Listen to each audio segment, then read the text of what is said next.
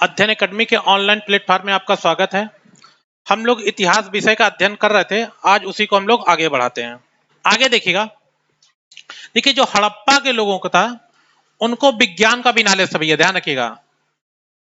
विज्ञान और तकनीकी इसका भी उनको बहुत अच्छे से नॉलेज था। विज्ञान और तकनीकी, उनको गणित का भी नॉलेज था, उनको गणित का भी नॉलेज था, उनको धातु विज्ञान का भी नॉलेज था। ठीक है, धातु विज्ञान का भी नॉलेज था। तो इसमें एक पॉइंट और बढ़ा लीजिए इसको। ठीक है, कि हड़प्पा सभ्यता के लोगों को, एक लाइन और बढ़ाइए उसमें, हड़प्पा सभ्यता के लोगों को, हड़प्पा सभ्यता के लोगों को, ये लिखा भैया, विज्ञान और तकनीकी, विज्ञान और तकनीकी, विज्ञान और तकनीकी, गणित, धातु विज्ञान आदि का ज्ञान था। चलिए अब अगली हेडिंग डालिएगा। अगली हेडिंग है आपकी स्थापत्य। अगली हेडिंग है आपकी स्थापत्य, आर्किटेक्चर जिसे बोलते हैं। स्थापत्य, अगली हेडिंग है आपकी स्थापत्य। स्थापत्य, स्थापत्य का मतलब आर्किटेक्चर, घर बनाना या बिल्डिंग बनाना या पुल का निर्माण करना। जिनको ना पता लिख लीजिए भैया। ठीक है, स्थापत्य का होता है घर बनाना, ठीक है, या कोई किसी बिल्डिंग का निर्माण करना, क्या कहलाता है आपका? स्थापत्य कहलाता है। तो हम लोग यहाँ पर क्या पढ़ रहे हैं? हड़प्पा सभ्यता का स्थापत्य पढ़ रहे हैं। ठीक है, अब ये देखना कि हड़प्पा सभ्यता लोग कैसी बिल्डिंग बनाते थे। ठीक है, अब आइए यहाँ पे समझते हैं। चलिए, एक पॉइंट है, समझिएगा इसको। आप लोगों ने सुना है, देखिए ध्यान सुनिएगा। एक होता है आपका नियोजित नगर। अगर ये शब्द आपने सुना है नियोजित नगर, क्या होता है? किसी ने सुना तो बताने का प्रयास करें अपने तरफ से। एक नियोजित होता है, एक किसी में गैर नियोजित नगर होता है। गैर नियोजित नगर। अब आप यहां से आप पढ़ने के बाद आप समझ जाएंगे कि हड़प्पा के लोग हमसे कितने आगे थे। अगर किसी को पता, थोड़ा बताने का प्रयास करें। बताइए भैया। देखिए भैया, ध्यान दीजिएगा, इसे हम हटाए दे रहे हैं, ध्यान समझिएगा। ठीक है, देखिएगा, कोई भी शहर दो प्रकार से डेवलप होते हैं, एक नियोजित होता है, एक गैर नियोजित होता है। तो देखिए, अमूमन जो पूरे आपके इंडिया में गैर नियोजित शहर बसे हैं। गैर नियोजित शहर में कैसे होता है समझिएगा, तब आपको क्लियर हो जाएगा कि हड़प्पा सभ्यता के लोग हमसे बहुत आगे थे, बहुत आगे थे। वर्तमान में हम आज वहां पहुंच पा रहे हैं। देखिएगा, गैर नियोजित शहर कैसे बताए जाते हैं ये समझिएगा। गैर नियोजित शहर में होता क्या है कि मान लीजिए कोई खेत है, कोई खेत है, तो वहां प्लाटिंग कर दी जाती है। वहां प्लाटिंग कर दी, प्राइवेट आदमी प्लाटिंग करता है। अब मान लीजिए उसने एक प्लाट यहां पर बेचा। अब एक प्लाट बेच दिया, तो यहां पर ध्यान दीजिएगा, पानी बहाने की, सड़क की कोई व्यवस्था नहीं होती है। तो ये जब घर बन जाता है, समझिए ये घर बन गया है। अब ये घर बन गया है, तो लेकिन ये अपना जो बाथरूम का जो पानी है, अपने घर का पानी है, बगल वाले प्लाट में फेंकता है। अमूमन ऐसे ही घर सार बसते हैं। अगर आप कस्बा में देखेंगे तो आपको ऐसे मिलेंगे। अब अगर जब ये भी बन जाता है, तो दोनों मिलाकर इसके बगल वाले में फेंकते हैं। जब आपका ए बी कंटिन्यू हो जाता है, तो ये क्रम चलता है, ए बी कंटिन्यू, ये क्रम चलता है, ये चलता है, ये चलता है। लास्ट में जब सारे प्लाट भर जाते हैं, तब पानी आपका सड़क में आता है। तब पानी आपका सड़क में आता है। और अगर आपने नगरीय जीवन या ग्रामीण जीवन इस तरह से देखे होंगे, तो इसमें बहुत आपस में लड़ाई होती है, बहुत किचकिच होता है। अब पता चला ये अपने यहाँ 2 ट्रैक्टर मट्टी डाल दिए, तो अपने यहाँ 4 ट्रैक्टर ला दिए, तो इसी में लड़ाई होती है। मतलब पूरी सड़क जो है उबड़ खाबड़ हो जाती है। और नगरीय जीवन की बहुत बड़ी समस्या है। ग्रामीण जीवन में जैसे पट्टीदारी एक समस्या होती है, पट्टीदार आपस में लड़ाई होती है ना, नगरीय जीवन में इसके लिए बड़ी लड़ाई होती है कि हमारा पानी इधर क्यों बह रहा है, उसका पानी उधर क्यों बह रहा है, आपका दरवाजा इधर क्यों है। मतलब इसके लिए बहुत समस्या होती है, बहुत समस्या होती है। और इस समस्याओं से निपटने के लिए आपका होता है नियोजित शहर। जैसे इन्होंने बताया, जो टैगोर टाउन है, ठीक है, नियोजित शहर होता है इससे बचने के लिए। अब नियोजित शहर में क्या होता है? नियोजित शहर में ये होता है कि सबसे पहले भी आप देखिएगा, नियोजित शहर में पूरे बिल्डिंगें बन जाती हैं, पूरे बिल्डिंग बना ली जाती है, सीवर लाइन बना ली जाती है, रोड बना लिए जाते हैं, लाइट की व्यवस्था कर जाती है, हॉस्पिटल की व्यवस्था कर दी जाती है, स्कूल की व्यवस्था कर दी जाती है। उसके बाद आपको रहने के लिए चाबी दी जाती है। ठीक है, उसके बाद रहने के लिए चाबी दी जाती है। तो आप बताइए, वो अच्छा था कि ये अच्छा जहां लड़ाई होती है? भाई वो अच्छा जहां पे नियोजित करके दिया जाता है। अब जो हड़प्पा के जो शहर हैं, कैसे थे वो? नियोजित शहर थे। नियोजित शहर से मतलब हमारे यहाँ 2023 में सीवर लाइन बिछ रही है प्रयागराज में, और वहां क्या थी 2500 साल पहले, अगर आप इधर जोड़ लें तो लगभग क्या है, मतलब 4500 साल पहले वहां क्या थी, सीवर लाइन थी कि नहीं थी? तो हमसे अच्छे थे खराब, हमसे अच्छे थे, हमसे योग्य थे। ठीक है, तो ये पॉइंट लिख लीजिए। हड़प्पा के नगर, हड़प्पा के नगर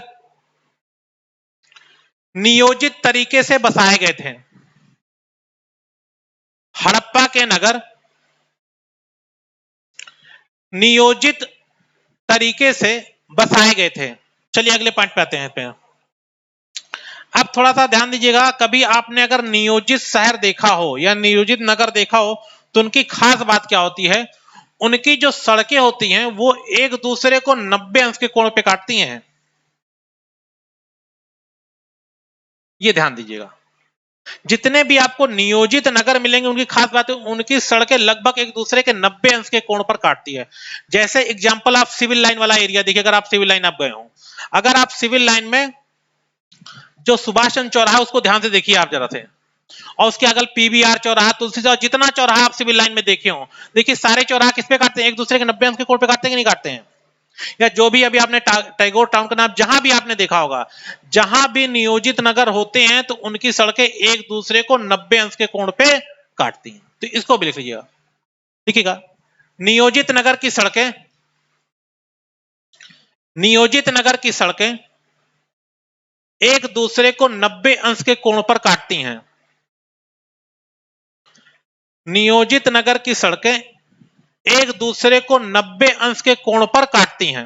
अब आप हेडिंग बनाइए जो है हड़प्पा धर्म, हेडिंग बना लीजिएगा हड़प्पा धर्म। हड़प्पा धर्म कि हड़प्पा लोगों का धर्म कैसा था। ठीक है, यहां पे हम लोग दो शब्द लिख रहे हैं।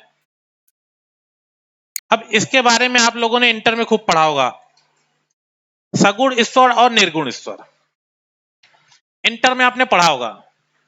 तो थोड़ा सा बताने का भैया प्रयास करिएगा कि सगुण ईश्वर और निर्गुण ईश्वर क्या है। सगुण ईश्वर में दो लाइन लिखिए, जो नहीं पता लिखिए, सगुण ईश्वर में दो लाइन लिखिएगा। हाँ नहीं पता तो वही लगी लीजिए दो लाइन। देखिए है क्या है, हम ये मान रहे हैं कि आप सब लोग इंटर पास करके आए हैं तो आपका बेसिक होना बहुत जरूरी है, तो छोटी छोटी बातें इसलिए बताते जाते हैं। ठीक है, तो लेकिन सगुण ईश्वर किसे कहते हैं? ठीक है, ऐसा ईश्वर जिसका रूप रंग और आकार होता है, ऐसा ईश्वर जिसका रूप रंग और आकार होता है उसको सगुण ईश्वर कहते हैं। हो गया, यहाँ पे निर्गुण लिख लीजिएगा, निर्गुण लिख लीजिएगा। निर्गुण में ऐसा ईश्वर या भगवान जिसका रूप रंग आकार नहीं होता है, ऐसा ईश्वर जिसका रूप रंग आकार नहीं होता है, जिसका रूप रंग आकार नहीं होता है उसे निर्गुण ईश्वर कहते हैं, उसे निर्गुण ईश्वर कहते हैं। क्लियर है? अगर आपसे सगुण ईश्वर का एग्जाम्पल पूछा जाए, हमने लिखा सगुण ईश्वर इसे कहते हैं जिसका रूप रंग आकार होता है, तो उसका उदाहरण क्या लिखेंगे सगुण ईश्वर में? मतलब अगर ये पूछा जाए कौन कौन से धर्म सगुण ईश्वर की पूजा करते, ये आपको बताना है। क्वेश्चन थोड़ा सा और क्लियर कर दे रहे, कौन कौन से धर्म दुनिया के, अगर धर्म आप जानते हो तो कौन कौन से धर्म सगुण ईश्वर की पूजा करते, ये आपको बताना है। सनातन हो गया और ईसाई हो गए। ईसाई लोग किसकी पूजा करते हैं? ईसा मसीह की। बौद्ध हैं, जैन है, तो लिख लीजिए सनातन धर्म है इसमें, या हिंदू धर्म है। सगुण ईश्वर का एग्जाम्पल लिखेगा, सगुण ईश्वर में सनातन धर्म है जिसे हिंदू धर्म कहते हैं। ईसाई हो गया, ईसाई भी इसी में आते हैं क्योंकि ईसा मसीह की मूर्ति होती है, ध्यान रखिएगा। ठीक है, बौद्ध धर्म इसी में आता है, गौतम बुद्ध की मूर्ति होती है, रूप रंग आकार होता है। जैन धर्म इसी में आता है। सिख धर्म आएगा कि नहीं आएगा? आएगा सिख धर्म, क्योंकि सिख गुरुओं की फोटो होती है, गुरु नानक की फोटो है। हो गया, ठीक है, अमूमन सभी धर्म आ रहे हैं। ठीक है, अब आप बताइए निर्गुण में कौन आएगा? निर्गुण में कौन आएगा बताइए, खड़े होकर बताइए।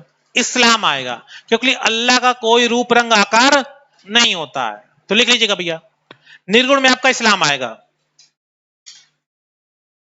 निर्गुण में आपका इस्लाम धर्म आएगा। निर्गुण में आपका इस्लाम धर्म आएगा, क्योंकि अल्लाह का कोई रूप रंग आकार नहीं होता है। हो गया यहाँ पे, एक कदम और आगे बढ़ते हैं। अच्छा ये बताइए, जैसे आपने हिंदू धर्म बताया तो उसमें आपने बताया गणेश है, लक्ष्मी है, सबकी वजूद है। जो देखिए जो साधु संत हो जाते हैं, जो सन्यास ग्रहण कर लेते हैं, जो दंडी स्वामी हो जाते हैं, वो किसकी पूजा करते हैं? जो सन्यास ग्रहण कर लेते हैं, गुफाओं में जाकर रहते हैं, है ना, वो किसकी पूजा करते हैं? वो कौन सी ईश्वर की पूजा करते हैं?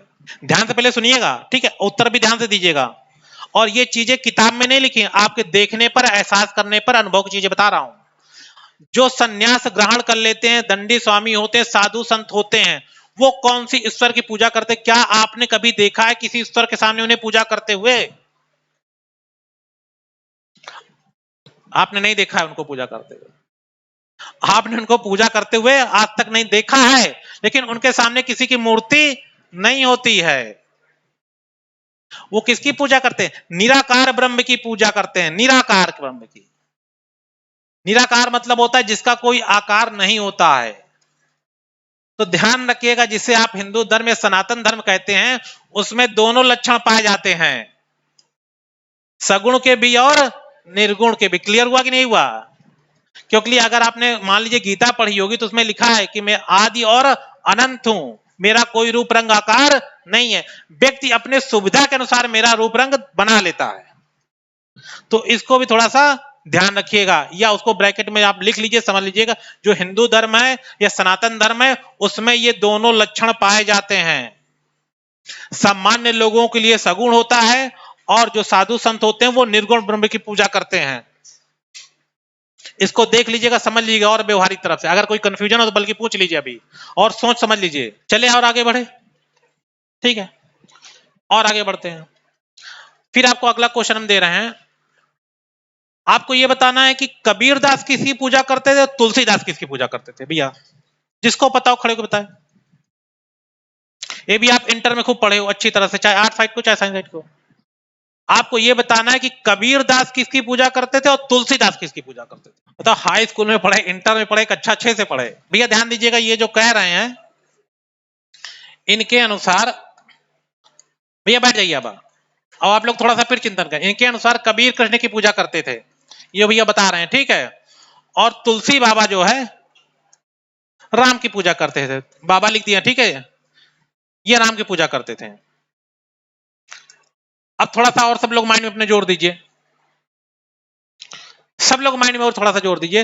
देखिए हाई स्कूल में सब पढ़े हैं, इंटर में सब लोग पढ़े हैं, कक्षा 6, 7, 8 से पढ़ते आ रहे हैं, ठीक है। इसीलिए आपसे कहते हैं कि जीएस को थोड़ा सा समझने और महसूस करने की चीज है, पूरा पूरा रट नहीं सकते आप। अब देखिए जो बातें मैं बता रहा हूं कक्षा 6 से सब पढ़ते आ रहे हैं, है ना।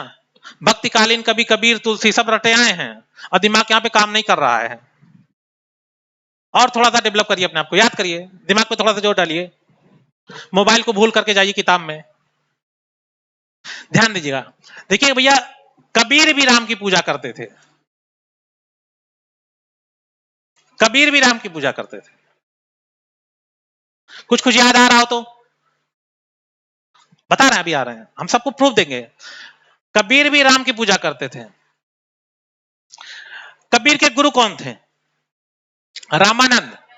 उन्होंने गुरु मंत्र क्या दिया था? ध्यान करिए, राम का ही गुरु मंत्र दिया था, राम का ही गुरु मंत्र दिया था। अब ध्यान दीजिए, कबीर भी राम की पूजा करते थे, तुलसी भी राम की पूजा करते थे, लेकिन अभी भी दिक्कत है, अभी भी दिक्कत है। कबीर के तुलसी अलग थे और राम के तुलसी अलग थे, ठीक है। पहली बात तो यही बात नहीं पच रही है कि कबीर किसकी पूजा करते हैं। अब आपको ये बताना है, मैं बता दूं कि कबीर के राम अलग है, तुलसी के राम अलग है। हम केवल आपको इसलिए बता रहे हैं कि जीएस एहसास करने की चीज है, समझने की चीज है, केवल रटने की चीज नहीं है। क्योंकि जो मैं आपसे क्वेश्चन पूछ रहा हूं, कक्षा 6 वाला क्वेश्चन पूछ रहा हूं, वो भी आपको नहीं आ रहा। इसलिए नहीं आ रहा है कि आपने उसे महसूस नहीं किया, ध्यान नहीं दिया। और यही मैं बार बार आपको जोर दे रहा हूं कि जीएस केवल रटने की चीज नहीं, समझने की चीज है। अगर रटने को होता तो सब लोग ग्रुप डी की तैयारी छोड़कर आईएएस की तैयारी करते। भाई क्या जरूरत है ग्रुप डी की तैयारी करने का? जब जीएस रटने से आ जाता सीधे आईएएस बनो यार, कहां चपरासी बन रहे हो मेरे भाई? बात सही है कि नहीं है? ठीक है, अब थोड़ा सा बताइएगा। चलिए अब क्लियर है नहीं तो क्या बताएं, तो यहीं पे सुन लीजिए। कबीर के जो राम है वो निर्गुण राम है। कबीर के राम निर्गुण राम है, वो अयोध्या के राजा नहीं है, दशरथ के पुत्र नहीं है, कण कण में विराजमान है लेकिन दशरथ के पुत्र नहीं है, लक्ष्मण के भाई वो नहीं है, वो निराकार है, निर्गुण है। और जो तुलसी बाबा के राम है वो दशरथ के पुत्र हैं, पुरुषोत्तम राम है, माता जानकी के पति हैं, कण कण में दोनों विराजमान है, कण कण में दोनों विराजमान है। लेकिन जो कबीर के राम है वो निर्गुण राम है और जो तुलसी के राम है वो क्या है, सगुण राम है। ठीक, क्लियर हुआ? ठीक है, उसमें जाकर अब थोड़ा सा घर में जाके पढ़ लीजिएगा। जो कबीर के राम है वो निर्गुण है और तुलसी बाबा के राम क्या है, सगुण। ठीक, क्लियर है? और इसीलिए छोटी छोटी बातों को ध्यान दीजिए, उसको पढ़िए, क्योंकि जीएस बहुत अधिक है, कम नहीं है। हो गया क्लियर? चलिए अब कंटिन्यू करिए, वहां पे अपने पॉइंट पे आइए। लिख लीजिए पहला पॉइंट इसमें लिखिए भैया, हड़प्पा के लोग सगुण ईश्वर के उपासक थे। हड़प्पा के लोग सगुण ईश्वर के उपासक थे। अगला पॉइंट इसमें करिएगा, ये देखिए प्रकृति पूजा। देख लीजिए, हड़प्पा के लोग प्रकृति पूजा करते थे, नेचर की पूजा करते थे। हड़प्पा लोग नेचर की पूजा करते थे, प्रकृति की पूजा करते थे। जिनको ना क्लियर हो ब्रैकेट में आप लिखिए, नेचर का मतलब होता है वृक्ष पूजा करते थे, जल की पूजा करते थे, सांप की पूजा करते थे, गाय की पूजा करते थे। ठीक है, मतलब जो भी जीव है उनकी पूजा करते थे। ब्रैकेट में लिख लीजिएगा, प्रकृति पूजा का मतलब होता है वृक्ष की पूजा करना, जल की पूजा करना, पृथ्वी की पूजा करना, नाग की पूजा करना, मतलब जो भी हमको नेचर से मिला उसकी पूजा करना क्या कहता है, प्रकृति की पूजा कहता था। अगला पॉइंट बढ़िएगा, देखिएगा उसमें उन लोगों का एक ये बहुत था, एक सींग वाला पशु, ठीक है, और दूसरा था या कुबड़ वाला बैल। आगे लिख लीजिएगा, हड़प्पा के लोगों का, अगला पॉइंट भी, हड़प्पा के लोगों का, हड़प्पा के लोगों का पवित्र पशु, हड़प्पा के लोगों का पवित्र पशु एक सींग वाला बैल, ऐसे लिखिए, एक सींग वाला पशु, हड़प्पा के लोगों का पवित्र पशु एक सींग वाला पशु, या लिखा नीचे कुबड़ वाला बैल, या कुबड़ वाला बैल। हड़प्पा के लोगों का पवित्र पशु एक सींग वाला पशु या कुबड़ वाला बैल। अगले पॉइंट में आते हैं, मोहर समझते हैं, मोहर जिसे सील बोलते हैं, मोहर, ठीक है, इसी को इंग्लिश में सील बोलते हैं। ठीक है, जहां पे देखिएगा हड़प्पा से कई ऐसी मोहर प्राप्त हुई थी जिसमें मातृ देवी की आकृति बनी थी, जिसमें मातृ देवी की क्या बनी थी, आकृति बनी थी। तो इसको भी लिख लीजिए भैया अगला पॉइंट। ठीक है, हड़प्पा से प्राप्त मोहर में, हड़प्पा से प्राप्त मोहर में, हड़प्पा से प्राप्त मोहर में मातृ देवी की आकृति बनी थी। हड़प्पा से प्राप्त मोहर में मातृ देवी की आकृति बनी थी, मातृ देवी की आकृति बनी थी, मातृ देवी की आकृति बनी थी। एक स्थान और है वहां पे देखिएगा, उसका नाम है आपका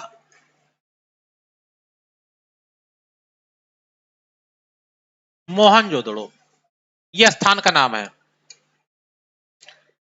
ये स्थान का नाम है मोहनजोदड़ो। अब देखिए यहां पर जितनी भी मोहर प्राप्त हुई हैं, इनमें देखिए क्या क्या आकृति मिली है। इसमें सबसे पहले रौद्र श्रीव मिला है आपका,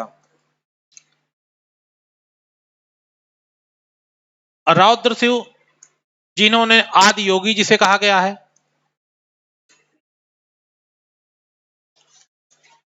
आदि योगी कहा गया है।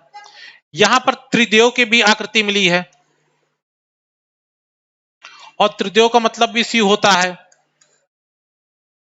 और यहां पर पशुपति की भी मूर्ति मिली है, पशुपति की भी आकृति मिली है, और इसका भी मतलब क्या होता है, शिव होता है। ठीक है, तो आगे लिख लिया, मोहनजोदड़ो से प्राप्त मोहर में, मोहनजोदड़ो से प्राप्त मोहर में मोहनजोदड़ो से प्राप्त मोहर में, ये लिखा है रौद्र शिव, मोहनजोदड़ो से प्राप्त मोहर में रौद्र शिव, ब्रैकेट में आदि योगी लिख लीजिएगा। मोहनजोदड़ो से प्राप्त मोहर में रौद्र शिव, ब्रैकेट में लिखिएगा आदि योगी, कामा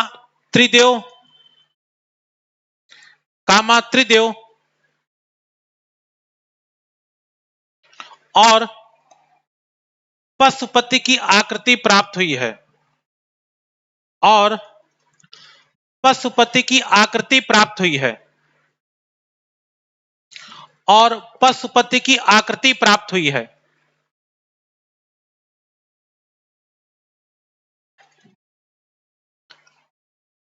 अगला लिख लीजिएगा, इसी में अगला पॉइंट बढ़ा लीजिए भैया, ठीक है, कि हड़प्पा से स्वास्तिक का चिन्ह प्राप्त हुआ है। हड़प्पा से स्वास्तिक का चिन्ह प्राप्त हुआ है। हड़प्पा से स्वास्तिक का चिन्ह प्राप्त हुआ है। हड़प्पा से स्वास्तिक का चिन्ह प्राप्त हुआ है।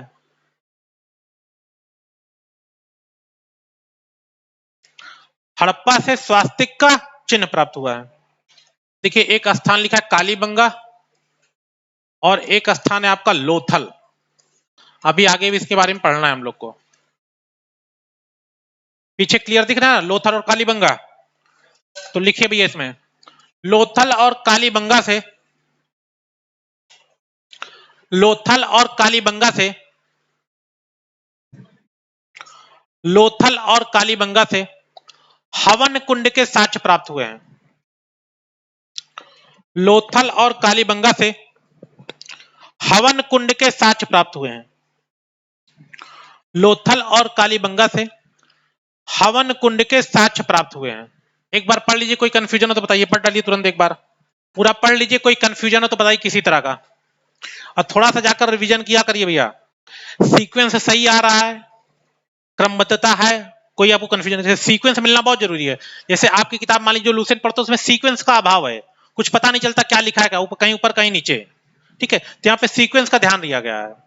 अब अगली हेडिंग बना लीजिएगा व्यवसाय, व्यवसाय बना लीजिए। इसमें लिख लीजिएगा हड़प्पा के लोग कृषि और व्यापार करते थे। हड़प्पा के लोग कृषि और व्यापार करते थे।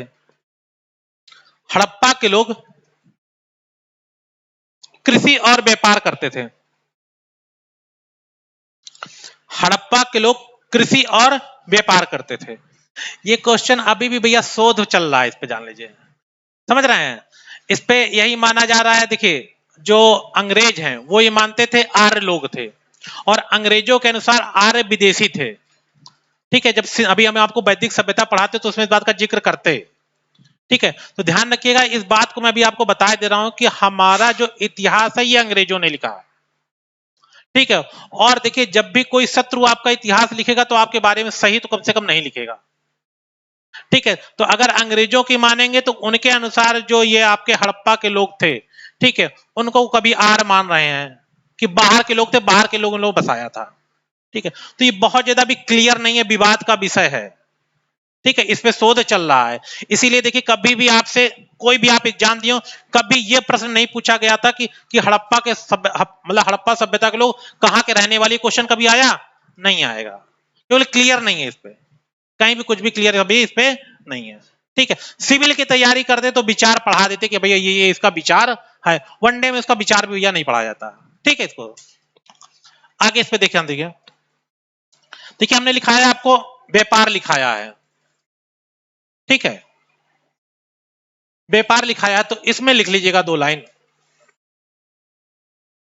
देखिएगा, एक देश है आपका मिस्र, नाम सुने होंगे, ठीक है, अरब देशों का नाम भी सुने होंगे, ठीक है, और तीसरा आपने मध्य एशिया का अगर नाम सुना हो, मध्य एशिया,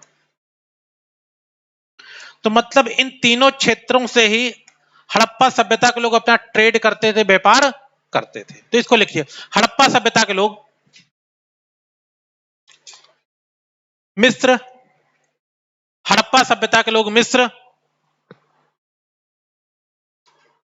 ठीक है, अरब अरब क्षेत्र लिख लीजिएगा, अरब क्षेत्र। मिस्र अरब क्षेत्र लिखिएगा, अरब क्षेत्र लिखिएगा भैया, अरब क्षेत्र। और मध्य एशिया से, और मध्य एशिया से अपना व्यापार करते थे, और मध्य एशिया, और मध्य एशिया से अपना व्यापार करते थे, और मध्य एशिया से अपना व्यापार करते थे।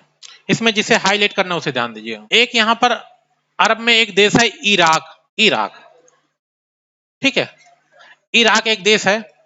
जैसे भारत में हड़प्पा सभ्यता पाई गई थी, उसी तरह इराक में मेसोपोटामिया की सभ्यता है। ध्यान दीजिए भाई, जैसे भारत में हड़प्पा सभ्यता पाई गई थी, उसी तरह इराक में मेसोपोटामिया की सभ्यता पाई गई थी। इसको हाईलाइट करके लिखेगा, ठीक है। हड़प्पा सभ्यता के लोगों को और मेसोपोटामिया की सभ्यता के बीच लोगों का व्यापार होता था, ट्रेड होता था, तो इसको लिख लीजिएगा। देखिए, हड़प्पा सभ्यता के बीच, हड़प्पा सभ्यता के बीच, हड़प्पा सभ्यता के बीच और मेसोपोटामिया सभ्यता के बीच,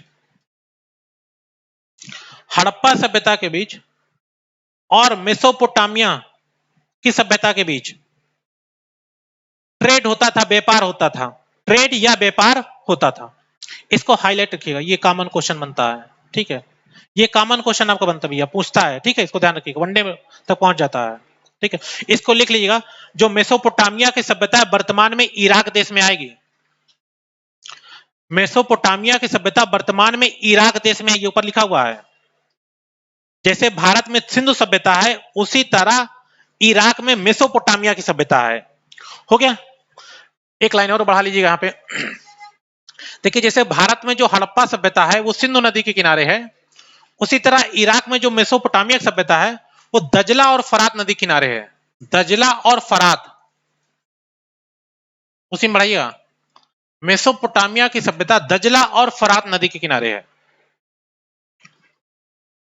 मेसोपोटामिया की सभ्यता दजला और फरात नदी के किनारे है, मेसोपोटामिया की सभ्यता दजला और फरात नदी के किनारे है। अब हेडिंग बनाइए, हड़प्पा के प्रमुख स्थल, हड़प्पा के प्रमुख स्थल, हड़प्पा के प्रमुख स्थल, हड़प्पा के प्रमुख स्थल। और पहला स्थल आप डालिएगा हड़प्पा ही डालिएगा। हाँ, वो मेन हेडिंग है, ये सब हेडिंग है। मेन हेडिंग है आपके हड़प्पा के प्रमुख स्थल, और दूसरा है आपका, ठीक है, हड़प्पा ही उसमें डाल लीजिएगा आप। ओके, अब अमूमन आप इसी फेज में पढ़ते हैं, जो आप जैसे पढ़ते हैं तो डायरेक्ट यहीं पे आते हैं। हम जो आपको पहला फेज पढ़ाए हैं वो थोड़ा सा और कॉन्सेप्ट क्लियर करने के लिए, कि वहां का धर्म कैसा था, वहां का समाज कैसा था, उनका भोजन कैसा था, तो इससे और आपको क्लियर हो गया, ठीक है। अब यहाँ आपको बहुत ज्यादा नहीं लिया, केवल 2-2 लाइन आपको पढ़ना पड़ेगा, ठीक है। तो इसमें लिख लीजिए, हड़प्पा में लिखे भैया, वही पुरानी लाइन है, ठीक है। सन 1921 में, सन 1921 में, सन 1921 में दयाराम साहनी ने, सन 1921 में दयाराम साहनी ने हड़प्पा की खोज करी थी। सन 1921 में दयाराम साहनी ने हड़प्पा की खोज की थी। सन 1921 में दयाराम साहनी ने हड़प्पा की खोज की थी। दूसरा पॉइंट लिखेगा, दूसरा पॉइंट ये भैया देखिएगा, ध्यान दीजिए भैया, जो आपका पंजाब है, ठीक है, ये 2 पंजाब है, जो ना पता भैया लिख लीजिए, 2 पंजाब है। एक आपका पाकिस्तान में पंजाब है, जिनको ना पता भैया लिख लीजिएगा, ठीक है। एक आपका पाकिस्तान का पंजाब है और एक भारत का पंजाब है, जिनको ना पता हो साइड में लिख लीजिएगा, भारत का पंजाब। जिनको ना पता भैया वो जरूर लिख लीजिएगा कि जो पंजाब राज्य है, ठीक है, ये बहुत बड़ा था, ठीक है।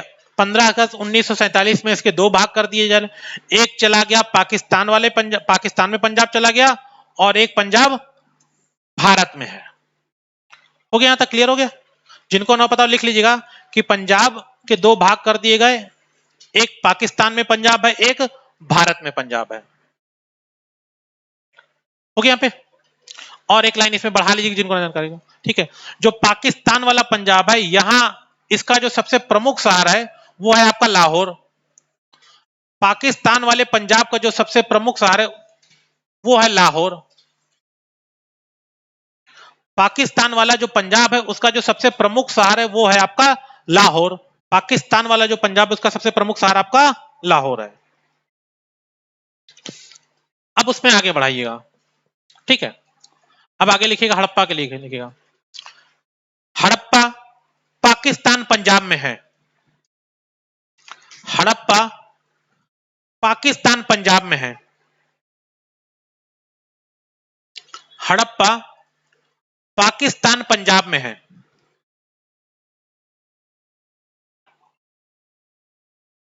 अगला पॉइंट इसमें लिखिएगा। देखिए वहां पर एक नदी बहती है जो भारत से होकर जाती है, रावी नदी।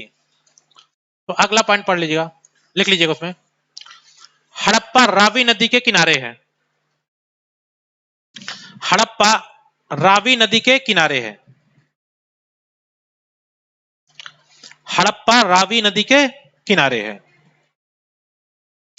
हो गया। अब यहाँ पे 2-3 पॉइंट और ध्यान दीजिएगा। देखिए हमने धर्म के बारे में एक पॉइंट लिखाया था कि हड़प्पा से प्राप्त मोहरों में मात्र देवी की आकृति मिली है, उसको ध्यान रखिएगा, ठीक है। उसको यहाँ दोबारा नहीं लिखा रहे हैं और इससे अधिक आपसे इसमें पूछा नहीं जाता है। वहां 2-3 चीजें और मिली हैं, वहां किले के और दुर्ग के भी साक्ष्य पाए गए हैं, ठीक है। लेकिन समझ लीजिए आपका लेवल वनडे है, इसको भी ध्यान रखिएगा, बहुत ज्यादा लिखाने से कोई फायदा नहीं है, इसका भी ध्यान रखिएगा, ठीक है। तो अब इसको यहीं तक लिखा रहे हैं। अब आप अगला वो लिखिए, स्थान लिखिए जो है मोहनजोदड़ो। अगले स्थान की ओर बढ़ते हैं, मोहनजोदड़ो। मोहनजोदड़ो लिखिएगा, इसमें लिखिएगा मोहनजोदड़ो पाकिस्तान के सिंध प्रांत में है। मोहनजोदड़ो पाकिस्तान के सिंध प्रांत में है। मोहनजोदड़ो पाकिस्तान के सिंध प्रांत में है। पहला पॉइंट लिखिएगा, पाकिस्तान के सिंध प्रांत में। दूसरा पॉइंट लिखिएगा, मोहनजोदड़ो सिंधु नदी के किनारे है। मोहनजोदड़ो सिंधु नदी के किनारे है। सिंधु नदी के किनारे है। सिंधु नदी के किनारे है। अगला पॉइंट भैया बढ़िया इसी में, ठीक है। लिखिएगा मोहनजोदड़ो का अर्थ, अगला पॉइंट लिखिए भैया, मोहनजोदड़ो का अर्थ मृतकों का टीला होता है। मोहनजोदड़ो का अर्थ मृतकों का टीला होता है। मोहनजोदड़ो का अर्थ मृतकों का टीला होता है, ठीक है। एक पॉइंट और बढ़ाइए, इसमें लिखते जाइए, ठीक है, सब कॉमन है, याद हो गया। लिखिए मोहनजोदड़ो में, मोहनजोदड़ो में नियोजित नगर पाए गए थे। मोहनजोदड़ो में नियोजित नगर पाए गए थे। मोहनजोदड़ो में नियोजित नगर पाए गए थे, जो आपको लिखाएं अभी। ये देखिए अन्नागार एक शब्द है, अन्नागार का जिसका अर्थ होता है बखारी है, जहां पर अनाज रखते हैं, ठीक है। अन्नागार का मतलब होता है बखारी है, जहां पर अनाज रखते हैं। अभी तो आप देखे होंगे लोग अपना लोहे का बनाते हैं बखारी, लेकिन आज से लगभग 40 से 50 साल पहले, जैसे ये कमरा है ना, इतना बड़ा कमरा लोग बनाते थे घर के अंदर मिट्टी में, और उसके चारों तरफ भूसा डालते थे, नीम की पत्ती डालते थे, उसमें अनाज रखते थे। तो इसी तरह मोहनजोदड़ो में एक अन्नागार पाया गया है, तो इसको लिख लीजिए, मोहनजोदड़ो में एक अन्नागार पाया गया है। मोहनजोदड़ो में, ठीक है, एक अन्नागार पाया गया है। जिनको ना पता हो अपने देसी भाषा में लिख लीजिए, जिसे गांव में बखारी बोलते हैं, अगर बखारी सुने हो, जहां पर अनाज रखा जाता है। वर्तमान में बखारी होती है, लोहे की बनी रहती है गांव में, ठीक है। और पहले ये मिट्टी का बनता था, बड़ा कमरा टाइप का बनता था, तो उसको अन्नागार बोलते हैं। दूसरा पॉइंट इसमें लिखिएगा, मोहनजोदड़ो में स्नानागार पाया गया था। ये स्विमिंग पूल जिसे कह सकते हैं, मोहनजोदड़ो में स्नानागार पाया गया। मोहनजोदड़ो में स्नानागार पाया गया। स्विमिंग पूल बड़ा सा एक तालाब टाइप का था, वो था, ठीक है।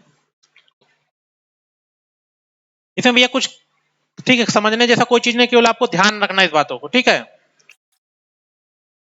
ये लिखिएगा, लिखिएगा मोहनजोदड़ो से, मोहनजोदड़ो से एक नृत्यांगना की मूर्ति पाई गई है। मोहनजोदड़ो से एक नृत्यांगना की मूर्ति, नृत्यांगना की मूर्ति पाई गई है। नृत्यांगना की मूर्ति पाई गई है। नृत्यांगना मतलब समझ रहे हैं, डांस करते हुए पोजीशन, ठीक है, कोई भी डांसिंग करती हुई पोजीशन, उसे नृत्यांगना की मूर्ति कहते हैं। लिखिएगा, यह मूर्ति कांसे की बनी हुई है, बढ़ाते जाइए उसी में, यह मूर्ति कांसे की बनी हुई है, ठीक है। इंग्लिश में कांसे को ब्रॉन्ज बोलते हैं, ब्रॉन्ज सुने होंगे, ठीक है। आगे इसी में लिखना है, ठीक है। आगे इसी में लिखिए, कांसा एक मिश्र धातु है, आगे उसी में लिखिए भैया, कांसा एक मिश्र धातु है, कांसा एक मिश्र धातु है। अगर इंटर में आपने केमिस्ट्री पढ़ी होगी तो उसमें मेटलर्जी पढ़ाया जाता है, धातु कर्म पढ़ाया जाता है। तो मिश्र धातु वो उन्हें कहते हैं जो धातुओं से मिलाकर बनाया जाता है, ठीक है। तो इसको ध्यान रखिएगा, ये आता भी है, ठीक है। जो कांसा क्या है, मिश्र धातु है, ठीक है। और किससे किससे मिलकर बना, ये ध्यान दीजिए, ऊपर लिखे दे रहे हैं, ठीक है। ये बना होता है तांबा और टिन से मिलकर बना होता है। अगला पॉइंट लिख लीजिएगा, कांसा तांबा और टिन के मिल, कांसा तांबा और टिन मिलाकर बनाया जाता है, कांसा तांबा और टिन मिलाकर बनाया जाता है, तांबा सॉरी कांसा तांबा और टिन मिलाकर बनाया जाता है। जब इतना लिखे, इनका परसेंटेज भी लिख लीजिए, इनका परसेंटेज भी लिख लीजिए। 90% आपका तांबा होता है और 10% आपका टिन होता है। पूरी केमिस्ट्री है, पूरी कर लीजिए, काहे छोड़ रहे हैं उसको। हो गया यहां तक, ठीक है। चलिए अगले स्थल पे पढ़ते हैं। आगे लिख लीजिए कालीबंगा।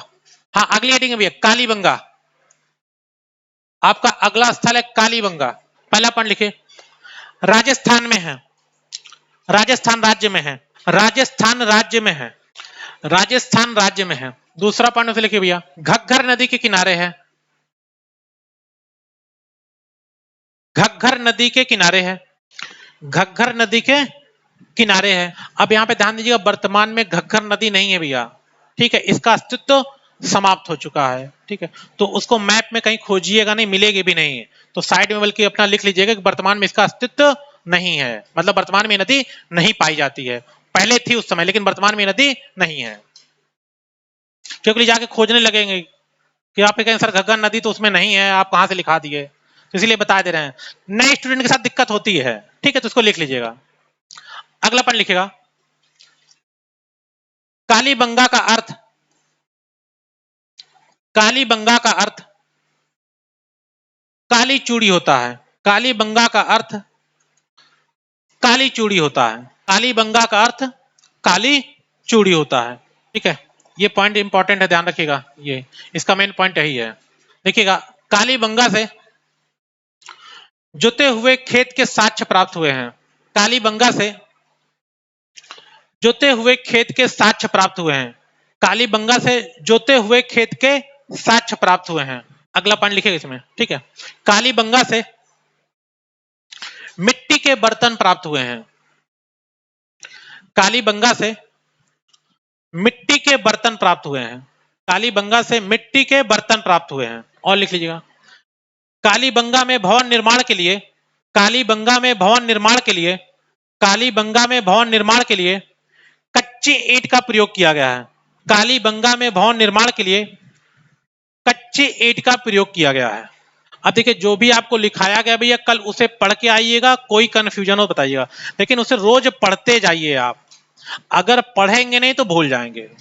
और कम से कम हम इस बात पे आपका शुक्रिया अदा कर दे रहे हैं कि कम से कम आप ऐसी क्लास में पढ़ रहे हो जहां पे 100-150 लोग हैं। नहीं देखिए, मैं इस बात तो थोड़ा सा कह दे रहा हूँ, प्रयागराज में समझ लो ऐसे ऐसे लोग कोचिंग चल रहे हैं जहां 1,000 1,500 1,000 साथ बैठाते हैं। अब इतने तो लोग पीबीआर में भी नहीं बैठते हैं, मेरी बात समझ रहे हैं, इतने लोग पीबीआर में नहीं बैठते हैं। और एक बात और आपको बता दे रहा हूं, बिल्कुल फैक्ट बता दे रहा हूं, जिसे कड़वा सत्य बोलते हैं। एजुकेशन के लिए, शिक्षा के लिए जरूरी होता है कि आपस में संवाद होना चाहिए, डायलॉग होना चाहिए, आई कांटेक्ट होना चाहिए, ठीक है। तो कम से कम आप इतनी संख्या में हो कि देखिए बार बार सारी बात हो रही है, हम लोग को डायलॉग हो रही है, छोटी छोटी बात पूछ रहे हैं, छोटी छोटी बात हम लिखा रहे हैं, ठीक है। तो हम आपसे भी उम्मीद करते हैं कि आप उसे पढ़ के आएंगे, ठीक है। तो आज की क्लास यहीं पे समाप्त करते हैं, धन्यवाद, कल हम लोग फिर से मिलते हैं, ठीक है, ओके।